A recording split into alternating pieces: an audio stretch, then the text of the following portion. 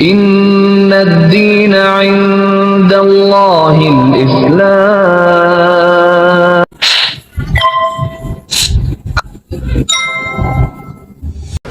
Saya sudah membaca Al-Quran itu, ya kalau waktu kafir itu khatam 3 kali lah. Itu kafir hatam 3 kali? 3 kali? Ya itu dia, saking nakalnya mencari kesalahan. Yang muslim belum tentu. Itu yang saya cari ya. Saya cari dalilnya. Saya cari bagaimana membuktikan. Nah ini sebelumnya maaf ya, ini agak kasar gitu. Apa-apa. Bagaimana saya di waktu itu, pemikiran saya, bagaimana saya membuktikan Muhammad ini adalah seorang hypersex. Saya pun mencari celah untuk menghina Islam.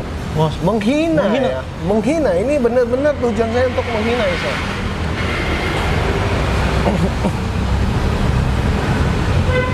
Bentar ya. Gua kalau inget ke Sedih ini ya? gimana sih ya? Tuh ada perasaan kok lu bego amat gitu. Dengan bantuan beberapa teman ini untuk membenci Islam, dan akhirnya timbullah mindset saya sangat membenci Islam. Wah, gimana? Masya Allah. Dan akhirnya bagaimana cara saya untuk memfitnah Islam tapi dengan bukti. Saya etnis Tionghoa. Tionghoa ya? Ah. Pantesan mata kita sama kok. Alhamdulillah. Cuman bedanya antum putih, saya hitam. Alhamdulillah. Masya Allah. Kurang lebih seharusnya 6 jalan ke 7 ya, kurang lebih, karena saya agak lupa-lupa ingat. Bapak ingat gitu ya? Cuma gabung di Moral Center Indonesia, saya syahadat kembali itu di 2018. Masya Allah. Itu syahadat ulang. Karena sebelumnya Nah, gimana tuh? Seru nih kayaknya. saya syahadat.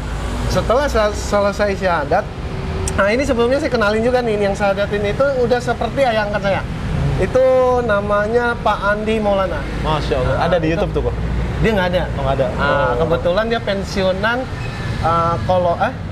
Letkol apa kolonel gitu.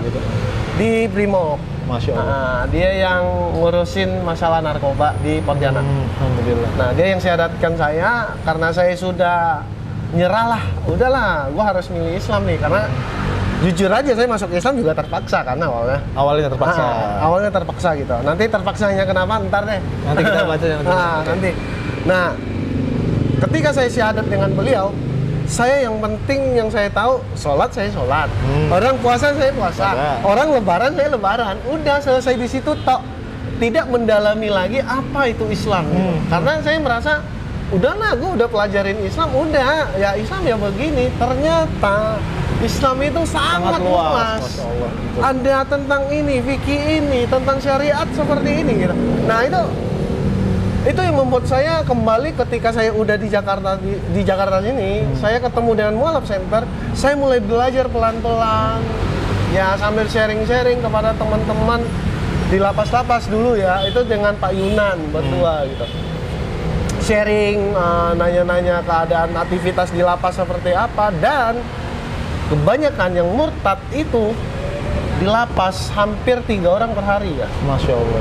Itu di lapas gimana bisa masuk kok? Ceritanya kok? Saya bukan masuk ke lapas itu, bukan saya ada kasus ya. Tapi masuk ke lapas itu ngikut Pak Yunan sambil belajar dari beliau. Dan juga saya sharing di sana. Iya. Saya juga sharing di sana gitu. Menyemangati teman-teman yang di lapas gitu, sebagai relawan lah. Masya Allah. Nah, kok agama kok mohon maaf ke yang dulu apa kok?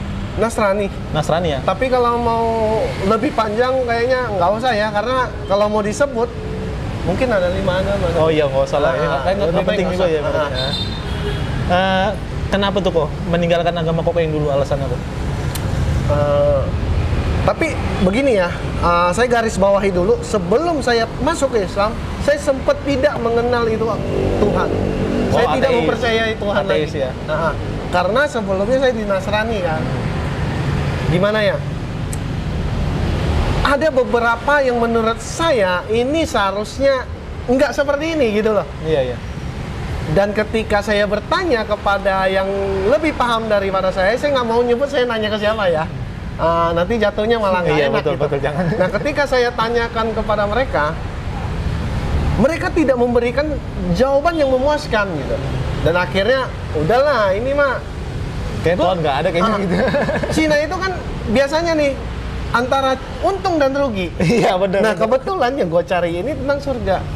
Surga dan neraka. Ketika surganya sudah tidak benar, apalagi nerakanya, dan pasti maju ke pertanyaan berikutnya, Tuhannya real apa enggak? Betul, betul. Nah seperti Masya itu kan, Allah. kalau kita menanyakan tentang ini, saya agak gimana perfeksionis tentang agama gitu.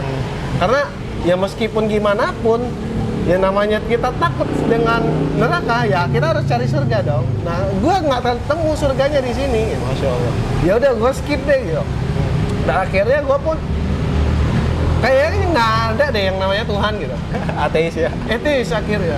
Nah di situ mulailah kenakalan demi kenakalan. Oh, terjadi ya kok ya. Terjadi di Masya situ. Allah.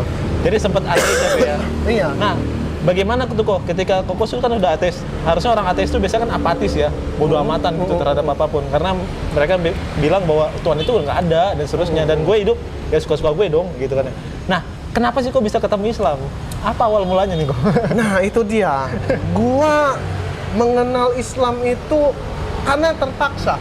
Terpaksa dulu. Satu terpaksa, kedua kecelakaan. Kecelakaan. Iya, Gimana ini tuh? saya lebih suka nyebutnya kecelakaan karena begini. Saya ketika etis, saya menjadi orang yang nakal. Kenakalan saya cukup aku dan Tuhan yang tahu ya. Cukup saya Ya, dan ya. Allah aja gitu. Betul, betul. Ketika di masa nakalnya itu, ya namanya Cina agak rasis sedikit lah sama Iya. Islam gitu. Ya guanya sih, bukan Iya, Cinanya. bukan Cinanya ya. Bukan Cinanya, guanya gitu. Personalnya. ya. Personalnya. Betul. Karena mungkin pengaruh lingkungan tadi ya. Betul, betul. Di lingkungan saya yang seperti itu, akhirnya pun saya membenci Islam dengan bantuan beberapa teman ini untuk membenci Islam, dan akhirnya timbullah mindset saya sangat membenci Islam. Wah, gimana? Masya Allah. Dan akhirnya bagaimana cara saya untuk memfitnah Islam tapi dengan bukti. Kalau kata orang Islam kan harus ada dalilnya nih, lu Iya. membuktikan sesuatu gitu. Mau nuduh harus ada dalil. gitu. Menuduh itu lu mengharamkan sesuatu harus ada Ada dalil. dalilnya, dan dalilnya kuat apa enggak, atau jangan-jangan kamu tidak mengerti dalil yang kamu sebut gitu. Nah itu sering terjadi di zaman sekarang. Betul, betul. Orang bilang, oh ini agamanya salah, dalilnya seperti ini, padahal dalilnya dia nggak memahami. Nggak pahami. Nah dari situ saya berpikir, bagaimana caranya saya harus mencari letak kesalahan Islam. Wah, sebentar. Masya Allah. Syukron, Mas. Iya, Masya Allah. terima kasih ya, Masya Allah. Masya Tahu aja gua haus. Lanjut, minum dulu, minum dulu. Alhamdulillah. Jadi, dan pada akhirnya saya pun mencari celah untuk menghina Islam. Mas, Menghina. Menghina? Ya. Menghina. Ini benar-benar tujuan saya untuk menghina Islam.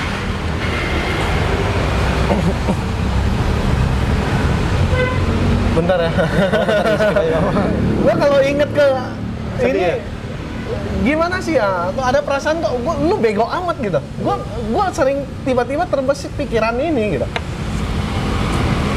Gua mencari celah dengan cara membaca Al-Quran, dan beberapa buku hadis yang saya beli, saya mencari celah di situ. Itu saya membaca Al-Quran bersama 1-2 teman, itu saya membaca Al-Quran. Hal yang paling pertama yang saya cari itu hal yang sudah pasti, ini istilahnya kemungkinan persentase terbesar agal gol fitnahan saya bagaimana caranya menghina Islam dan memfitnah Islam agar orang Islam pun membenci Islam itu sendiri gitu. Nah, hal yang paling bisa kita lakukan, persentase paling besar itu adalah mencari yang dibenci sama orang Islam itu sendiri. betul. Poligami. Menyerang poligami. Ya. Apalagi kok? Rata-rata akurat di Akurat Islam. poligami, ya benar. Pasti ya gimana, bukan gimana ya, mungkin belum tahu ilmunya. Betul. Satu. Kedua, laki-laki juga ada yang tidak setuju, ada yang setuju. Dan saya masuk ke orang yang setuju dengan poligami untuk sekarang. Tapi insya Allah tidak berniat untuk berpoligami. Oh, insya iya. Allah. Insya Allah. Tergantung Tuhan. Tapi saya nggak berniat gitu. Iya, Ya iya. kan kita nggak boleh istilahnya lebih hebat dari Allah. Betul. Lu bilang nggak mau, kalau Allah nunjuk lu kun fayakun, jadi. Bisa, iya. Kita nggak tahu, Nggak tahu. gitu. Ada kejadian guru saya lagi nggak mau ujung-ujung nikah. Ini nih, Kak. Dan akhirnya itu yang saya cari ya. Saya cari dalilnya. Saya cari bagaimana membuktikan. Nah ini sebelumnya maaf ya, ini agak kasar gitu. Nggak apa-apa. Bagaimana saya di waktu itu, pemikiran saya bagaimana saya membuktikan Muhammad ini adalah seorang hypersex. Subhanallah. Bagaimana caranya? Terlepas dari yang masalah receh ya. Buat saya dulu itu sangat receh menikahi wanita umur 9 tahun. Itu receh. Receh banget itu. Receh banget. Itu nggak kepake lah buat saya. Saya fitnahnya di poligami ini. Karena menikahi lebih dari satu perempuan. 2. Kalau 2 masih wajar. 3, 4, 9 malah. Nah, di sini nih. Nah, ini nih. Gue pikir nih peluang terbesar saya. Ketika saya masih kafir itu, ini senjata gue nih, dapet nih gue. Gue pikir seperti itu kan. Dan akhirnya saya membaca Al-Quran. Saya membaca hadis yang menjelaskan tentang poligami. Dan saya ketemu, ternyata di zaman Rasulullah, orang bisa menikahi lebih dari 100 perempuan. Betul. Dijadikan budak, dinikahin. Dan Masya Allah, Allah menurunkan ayat tentang poligami. Nikahilah 4. Maksimal loh. Iya. Maksimal 4. Dan kalimat sebelumnya, kalimat setelahnya itu, kalau tidak sanggup berlaku adil, nikahi 1. Keren banget ya. Gue gimana sih? Argumentasi kok kebantaran. Gue langsung terbesit di situ. Ini orang cuma ada 2 pilihan nih. Orang dari masa depan, kalau tidak, orang yang memang diutus sama Allah. Betul. Karena tidak mungkin mengatakan sesuatu berturut-turut di Al-Quran. Al-Quran ya, nggak usah di hadis deh, di Al-Quran. Berturut-turut kalimatnya tidak ada letak kesalahan. Iya, betul. Bukan salah ya, letak kesalahan aja nggak ada. Berarti ada persentase salah itu nggak ada. Nggak ada. Betul. Saya sudah membaca Al-Quran itu, ya kalau waktu kafir itu khatam 3 kali lah. Itu kafir khatam 3 kali? 3 kali? Ya itu dia, saking nakalnya mencari kesalahan. Yang muslim belum tentu. Tapi baca terjemahannya ya, kan ada terjemahannya gitu. Dan alhamdulillah di situ mungkin Allah permudah saya untuk memahami isi Al-Quran ya. Masya Allah. Dan juga dengan bantuan hadis, kan ada beberapa ayat-ayat Al-Quran yang nggak bisa seenak jidat lu menafsirkan apa yang disebut di situ. Betul. Harus melalui hadisnya. Dan begoknya nih. Gimana? Gue ada guru ustadznya, dan gue nanya ke ustadz. Gile. Dan ustadz ini tidak tahu tujuan saya. Oh gitu? Iya. Gila sih. Dia nggak tahu tujuan saya. Itu abang angkat saya sendiri. Dia jualan bakso di depan rumah saya. Udah kayak abang angkat lah, orang Jawa. Namanya Mas Hendro. Ketika gua mulai tidak menemukan sesuatu, dia kan sering baca Al-Quran di warnet saya kan. Dia baca. Sambil baca dia artiin. Nah di situ saya dengerin. Terus saya tanya, ini tentang apa gitu tafsirannya? Oh, kurang lebih seperti ini. Saya kurang paham, lu harus nanya guru lagi. Tapi penafsirannya seharusnya seperti ini yang saya dengar dari guru-gurunya dia gitu. Betul. Oh, begitu. Dan akhirnya Al-Quran itu saya lengkapi dengan hadis-hadis yang ada gitu. Dari semua isinya ada beberapa yang membuat saya menyerah untuk menyerang Al-Quran. Masya Allah, apa tuh kok? Masya Allah. Di zaman Rasulullah, umat Majusi ya? Majusi, iya ada. Meminta bukti kepada Rasulullah. Iya. Rasulullah dengan gampangnya membelah bulan menjadi 2. Betul. Oke sih. Benar. Itu sesuatu hal yang mustahil dong. Mustahil. Oke deh, di zaman sekarang mungkin ada pakai nuklir atau apa, laser kan? Mungkin. Di zaman dulu bagaimana mungkin? Dulu nggak ada apa-apa dulu, bro. Kalau di pikiran akal sehat kita, di zaman dulu yang sangat kuno itu, bagaimana caranya orang bisa membelah? Iya, betul. Hal bodoh yang diucapkan orang untuk mengatakan hal tersebut pernah membelah. Oke lah, mungkin itu karangannya dan umat Majusi itu cuma istilahnya fantasi orang yang menulis gitu. Ledek aja ibaratnya. Ledekan gitu. Iya. Tapi NASA malah membuktikan bahwa bulan pernah terbelah, seolah-olah pernah dilas. Bulan itu pernah dilas. Pernah disambung gitu kayaknya. Iya, pernah disambung gitu. Berarti ada kemungkinan benar. Dibelah, ada kemungkinan dibelah. Udah kemungkinan dibelah, dan Al-Quran ini 1400 tahun yang lalu loh udah mengatakan ini gitu. Betul. NASA baru sekarang, di abad sekarang gitu. Itu satu. Yang kedua, hal yang membuat saya ketawa. Saya menganggap kalimat ini bodoh ya dulunya. Terdapat air tawar dan di dasar laut. Betul. Dan mereka tidak saling menyatu. Betul. Dan bahkan itu ada satu penyelam mengambil air tawar itu. Ketika sampai di daratan dia coba minum. Itu air tawar. Tawar ya. Padahal dia tenggelamnya di asin. Nah, pada zaman itu Nih, seorang laki-laki tinggalnya di gurun. Arab gurun dong. Kadrun. Jangan kadrun. Nanti nyerempet ke sana. Ini sekarang ya, lu hidup di padang pasir, di gurun, di negara yang tandus, boleh dibilang lautan aja susah. Oke sih.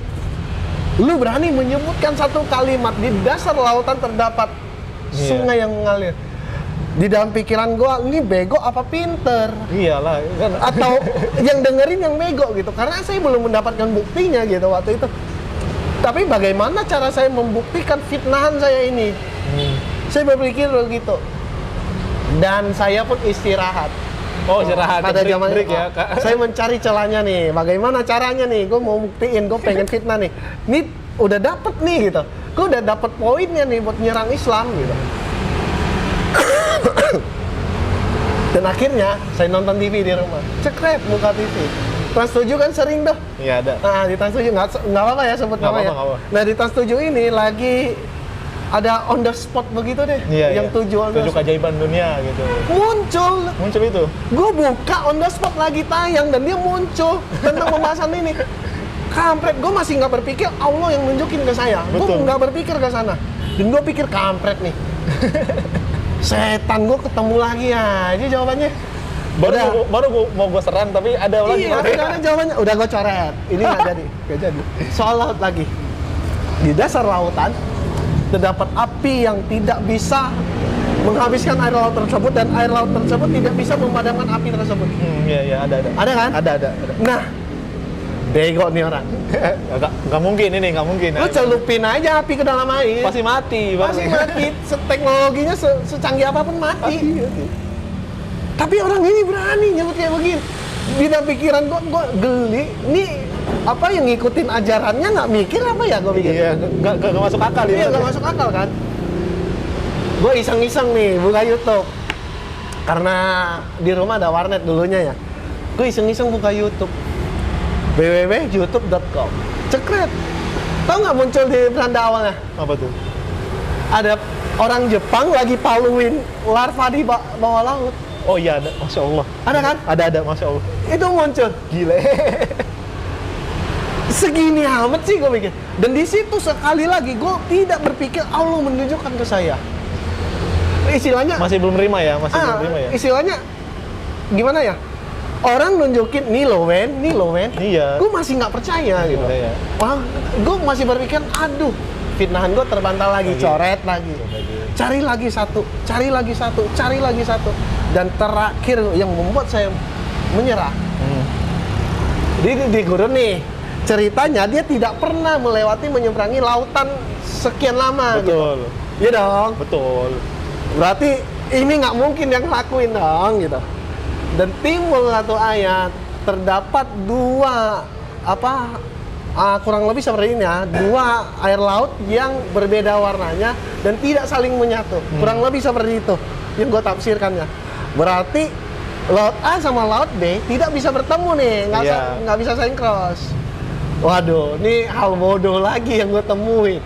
Ini nggak mungkin nih dimantain karena gue tahu bener nih.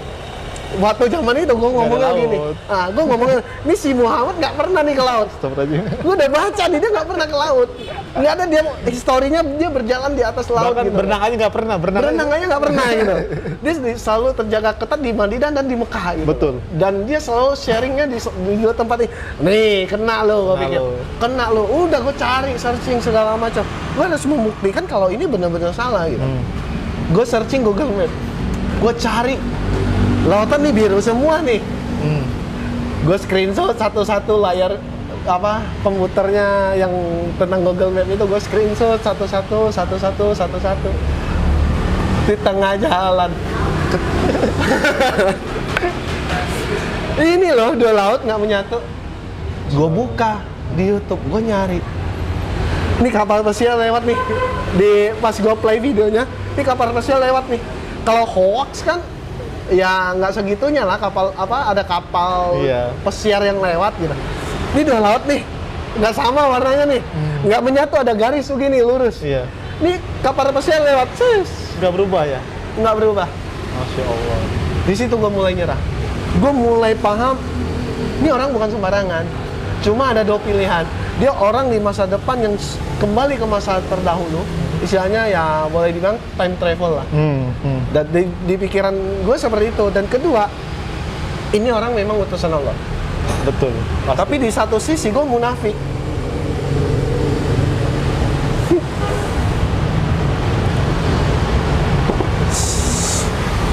Minum dulu. Tenang kok, tenang. Gue udah berusaha nahan gitu. Maaf. Apa-apa. Di satu sisi gue ini munafik gitu. Gue masih berpikiran Allah itu nggak ada gitu. Tuhan itu yang menciptakan kita itu nggak ada. Kita tercipta karena proses alam, proses sains. Beriringnya evolusi di bumi, di tata surya, terciptalah kita. Iya. Aku selalu berpikir seperti itu. Tidak ada yang namanya Tuhan. Secara Dan gue masih kebetulan lah munafik. Gue masih munafik gitu. Gue tetap munafik. Dan akhirnya gue masih sempat berpikir kalau dia memang utusan Allah gitu. Cuma gue butuh satu kali klik gitu loh. Gue nanya di depan Al-Quran itu, gue nanya, ya Allah, kalau lu ada, lu tunjukin ke gue gitu. Lu tunjukin aja gitu. Buktinya kecil gitu. Bukti hanya kecil gitu. Nggak usah banyak, bukti kecil aja. Dan uniknya Allah, selama dia memberikan aku jawaban yang boleh dibilang itu ya keberuntungan gue menemukan jawaban yang di TV, yang di YouTube gitu. Dari omongan teman, ini pernah kok, ini begini-begini gitu. Gue masih berpikiran, ya Allah tunjukkan gue satu mukjizat lo di depan mata gue. Kalau lu benar-benar ada. Di situ gue, kalau mungkin bagi orang Islam gue kufur nikmat gitu. Betul. Di surat Ar-Rahman itu udah jelas gitu ya. Apalagi yang lu iniin gitu, semuanya udah gua kasih gitu. Dan bukti-bukti udah ada semua. Udah ada. Iya. Mata lu bisa melihat gitu. Akal bisa berpikir iya. gitu kan. Dan sampai pembuat benda-benda canggih, teknologi canggih, kamera sehebat apapun tidak ada yang sanggup mengalahkan mata. Betul. Lensa mata yang paling canggih daripada lensa-lensa buatan gitu. Dan di situ gue masih ingin terus mencari kesalahan Al-Quran, tapi gue tidak menemukan sedikit pun letak kesalahan. Dari 100% ini, dari persentase buku yang saya baca, yang setebal begini, gue baca, dari persentasenya, boleh dibilang 75% itu sudah benar dan terjadi, dan sudah ditemukan sama sains. Betul.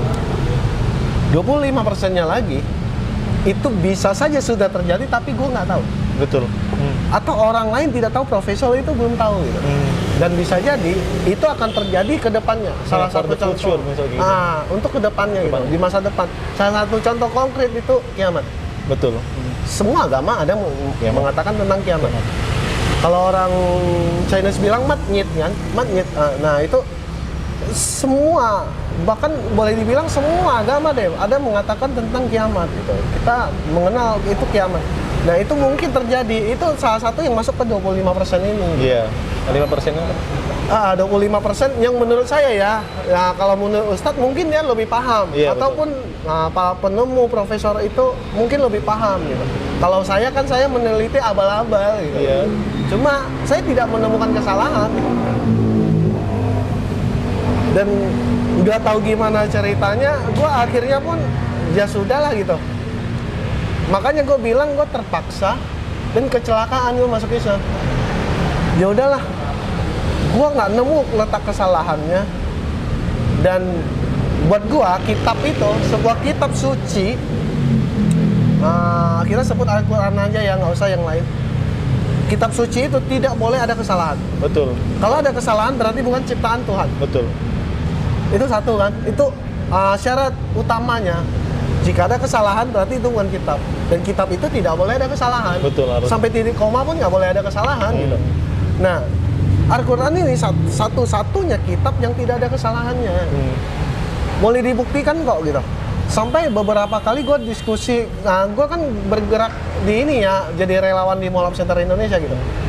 Sering gue diskusi dengan teman yang kafir yang bertanya ke kita gitu.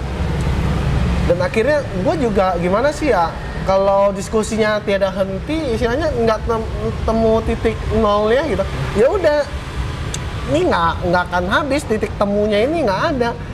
Ya udah deh, lu baca Al-Quran, lu cari kesalahannya. Kalau ada, lu kasih ke gua. Kalau nggak ada, lu baca sampai habis.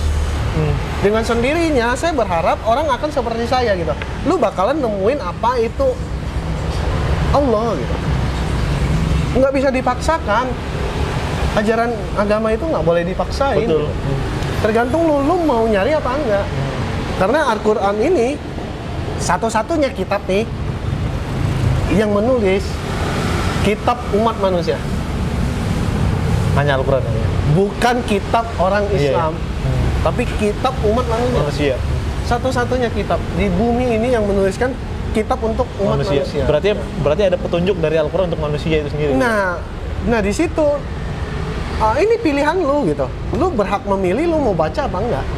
Lu berhak juga memilih beriman atau kafir gitu kan. Nah, itu dia. Lu berhak memilih gitu. Nah, gue lebih nyaman sebut kafir ya daripada non muslim. Iyalah jelas. Sering gue terangkan itu ke teman-teman gitu. Sering banyak banget yang istilahnya tersinggung. Kok nyebutnya kafir sih? Kafir kan tidak bertuhan. Ketika gue teliti, ini pengambilan dari kitab Nasrani ya. Itu mungkin terjemahan bahasa Indonesianya itu menyebutkan kafir. Dan diartikan secara, gue nggak tahu gimana ceritanya tiba-tiba Jelek ya. jadi jelek, Jelek gitu. ya. Nah seharusnya kata kafir itu kita harus teliti dulu gitu loh. Kafir itu dari bahasa apa sih? Itu bahasa Arab loh gitu. Berarti yang punya terjemahannya ya orang Arab. Betul. Bukan dari kita. Iya. Kalaupun Al-Quran ada tulisan kafirnya, tetap kita tidak boleh mengambil dari istilahnya dari turunan itu. Kita harus cari tahu bagaimana kata kafir ini tercipta. Betul, ya. Dan bagaimana orang Arab menanggapi itu. Gitu ya. Kafir ini kan artinya tertutup, sedangkan non-muslim tidak. Muslim selamat.